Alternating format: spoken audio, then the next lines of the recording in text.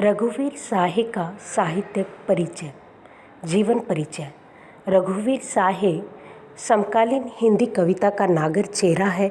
इनका जन्म सन 1932 ईस्वी में उत्तर प्रदेश की राजधानी लखनऊ में हुआ। 1951 ईस्वी में इन्होंने लखनऊ विश्वविद्यालय से अंग्रेजी विषय में स्नातकोत्तर की उपाधि प्राप्त की। विधिवत शिक्षा प्राप्ति के बाद उन्होंने पत्रकारिता के क्षेत्र में पदार्पण किया। इसी वर्ष आज्ञे द्वारा संपादित दूसरा सप्तक पुणे में इनकी आरंभिक कविताओं का प्रकाशन हुआ। इनके ऑल इंडिया रेडियो के हिंदी समाचार विभाग से संबंध रहे। फिर हैदराबाद से निकलने वाली पत्रिका कल्पना और इसके बाद दैनिक नवभारत टाइम्स तथा दिनमान से भी इनके संबंध रहे। इन्हें इनकी साहित्यिक सेवाओं के लिए साहित्य अकादमी पुरस्कार से सम्मानित किया गया। सन 1990 ईस्वी में इस महान साहित्यकार व पत्रकार का देहावसान हो गया। रचनाएं। श्री रघुवीर साहे जी मूल रूप से पत्रकार थे, परंतु उन्होंने अपनी लेखनी से समकालीन हिंदी कविता को बड़े ही सशक्त ढंग से समृद्ध किया।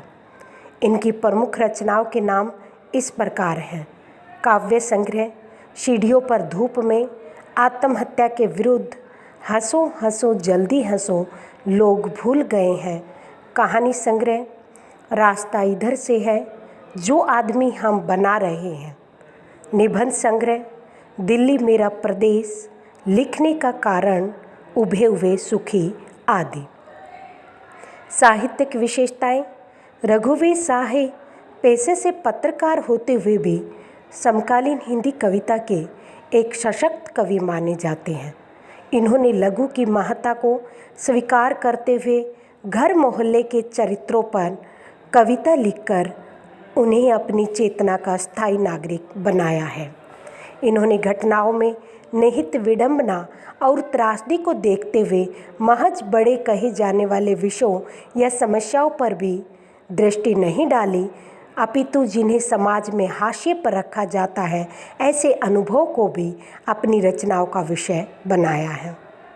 यही कारण है कि हत्या, लूटपाट, आगजनी, राजनीतिक भ्रष्टाचार और छम-छदम इनकी कविता में उतरकर खोजी पत्रकारिता की सनसनीखेज रपटे नहीं रह जाते, बल्कि आत्मान्वेषण के माध्यम बन जाते हैं।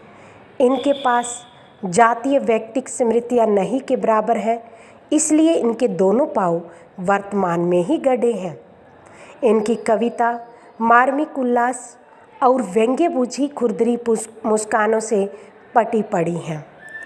कविता को इन्होंने एक कहानीपन तथा नाटकीय वैभव प्रदान किया है।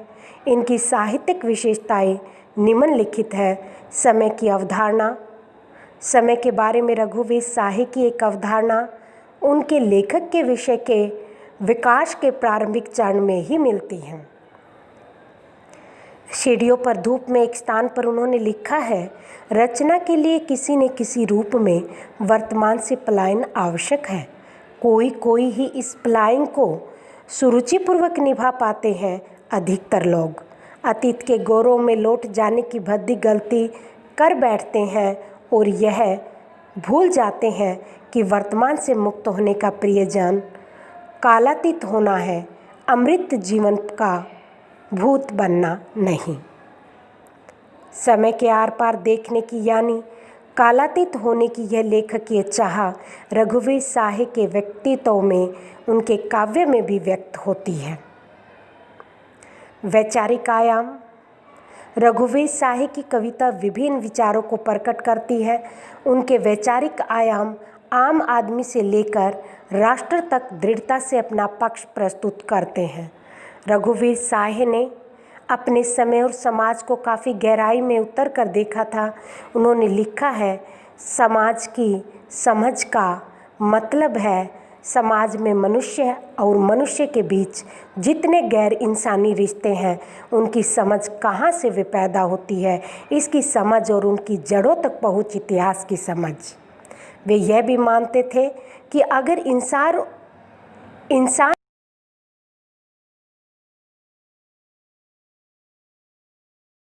जिनसे अन्याय और बराबरी को ही बढ़ावा मिलता था।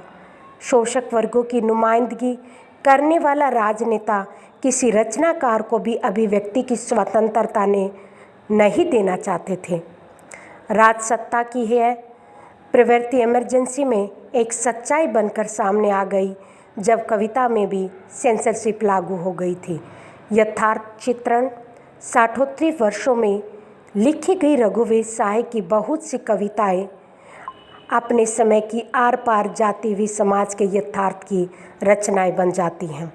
उस समय भारतीय राजनीति में पूंजीवादी दलों में दल बदल की बीमारी इस तरह हावी नहीं हुई थी जैसी कि आज है, मगर रघुवीर साहे के पास एक विजन था, ऐसी दृष्टि थी जिससे वे ये समझते थे कि भारतीय आवाम पर राज बरकरार रखने के लिए पूंजीवादी सामंती तत्वों का धन का प्रभाव फैलाकर दल बदल की राजनीति को बढ़ावा देंगे और इस खरीद फरोख्त द्वारा शोषण सत्ता को कोई आंच नहीं आ पाएगी।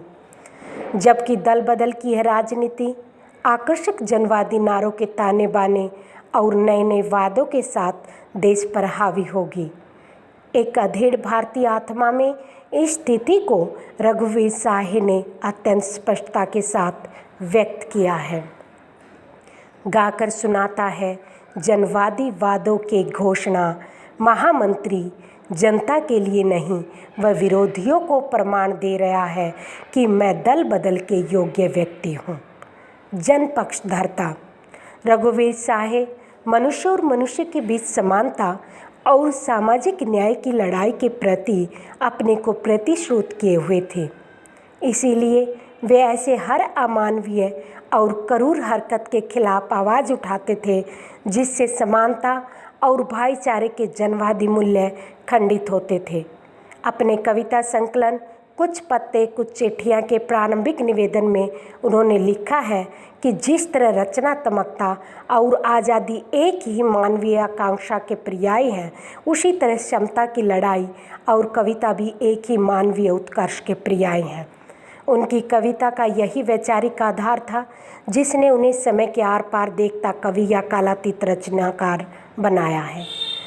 अपनी इसी जनवादी आधार भूमि पर खड़े होने की वजह से वे तानाशाह के खिलाफ थे और इसी वजह से वह हिंदू सांप्रदायिक तत्वों को ठीक ही फाशिस्ट की संज्ञा दे रहे थे। उनकी राष्ट्र विरोधी हरकतों का पर्दाफाश कर रहे थे क्योंकि ये दोनों ही विकृतियाँ जनवादी मूल्यों के विरुद्ध हैं। असमानता की जेहनियत सूक्ष्म तरीकों से हमारे आचरण में परिलक्षित होती है। रघुवीर साहे इस जेहनियत के आलोचक थे। कुछ पत्ते कुछ चिट्ठियाँ की कविताओं में से कई कविताओं को उनके इसी विचार बिंदु से समझा जा सकता है। सच क्या है कविता में वे लिखते हैं, इस झूठे करुणा में मन को धिक्कार है, वह दुख ही सच्चा है जो हमने झेला है। नारी के प्रति दृष्टिकोण। रघुवीर साहे की कविता में नारी का एक खास तरह का स्थान है। वे नारी को भी समतावादी दृष्टिकोण से ही देखना पसंद करते थे। हिंदी के ज़्यादातर रचनाकार नारी को अबला समझकर उसके प्रति दया का भाव प्रदर्शित करते रहे हैं। रघुवीर साहे दया के प्रदर्शन को एक सामंती मूल्य मानते रहे हैं क्योंकि उस प्रदर्शन में कहीं न कहीं दया के पात्र को छोटा, हीन और असहाय समझने और खुद को समर्थ, बड़ा और सामंत शासक मानने की प्रवृत्ति जाने अनजाने काम कर रही होती है। रघुवीर साहे की कविताओं और कहानियों के ज़्यादातर वाचक इसलिए दया दिखाने के खिलाफ होते हैं। अपने इस लेख में उन्होंने अपना दृष्टिकोण स्पष्ट करते हुए लिखा है, हिंदी साहित्य में स्त्री के प्रति यह हीन भावना बार बार व्यक्त हुई है कि वह उपेक्षिता है, इसलिए दया की पात्रा है।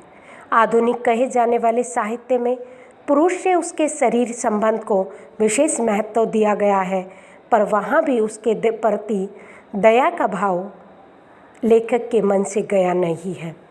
मानो आधुनिक जीवन के नर नारी समता के विचार ने रचनाकार को छुआ ही न हो। वह पिछले जमाने के सामंती मन से ही स्त्री को देख रहा है। अकेलेपन का संतराश। आधुनिक काल की कविताओं में मनुष्य की एक विशिष्ट समस्या अपने अहम के कारण भीड़ में स्वयं को अकेला अनुभव करना प्रमुखता से मुखरित हुई है। मनुष्य की इस विकट समस्या को रघुवीर साहे जी ने अपनी अनेक कविताओं में उठाया है। भाषा शैली: रघुवीर साहे जी की भाषा आम बोलचाल की सरल, सहज, धारा प्रवाह खड़ी बोली है।